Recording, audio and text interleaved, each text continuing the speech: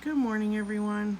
Saturday morning, June 11th, and I wanted to show how pretty the courtyard looks now.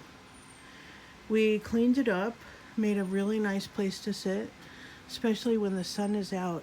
This honeysuckle and rose makes a really nice little canopy to sit here in this bench. So it's become another cute little area to sit in. And this rose is just taking a break until the next sequence of bloom happens.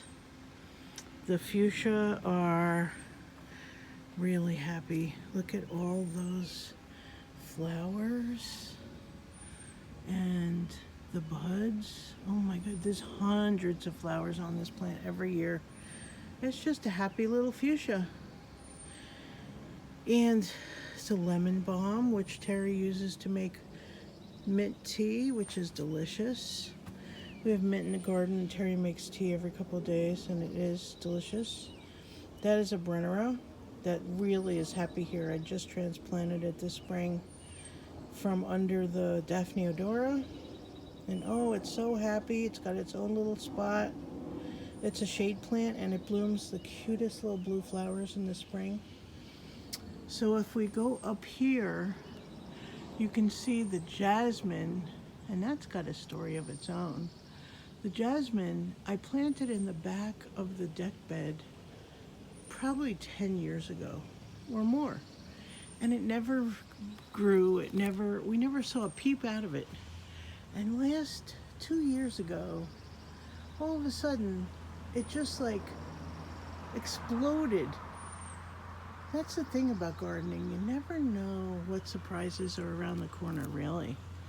Every gardener can attest to that. And so, we didn't have much bloom out of it, though. Yeah, it's blooming a little bit. Last year, it bloomed a lot. Maybe I have to fertilize it, but I'm scared to fertilize it because God knows what it'll do. Anyway, this is the pretty honeysuckle. Look at the honeysuckle. Look at them. They're blooming their little heads off. There's a lot of flowers all over it, and they smell so pretty. There's a close-up of the honeysuckle. It's been here for a number of years. I do fertilize it, which most people would say, don't fertilize your honeysuckle. But I'm not scared. And then the mock orange, which is on the other side of the fence. So, needless to say, this area is so fragrant. It's got roses and honeysuckle and mock orange and jasmine. How's that for a fragrant corner? And mint. Very nice. And here's Terry making our smoothies. We're going to have breakfast in a minute, our smoothies, but I'll just share a little bit more and then I'll make the rest later. That is a little phlox I planted about 3 years ago. It's settled in really nicely, and it's starting to bloom because it takes about 3 years for a plant to settle in properly and really show you what it's got.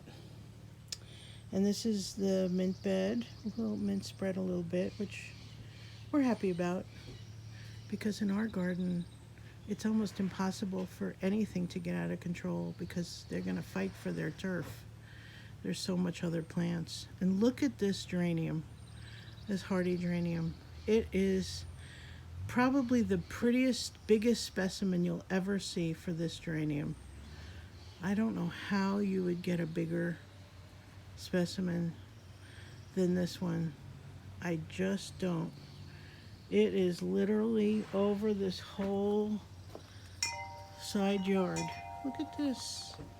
It is huge. Is that gorgeous or what? And it's coming this way.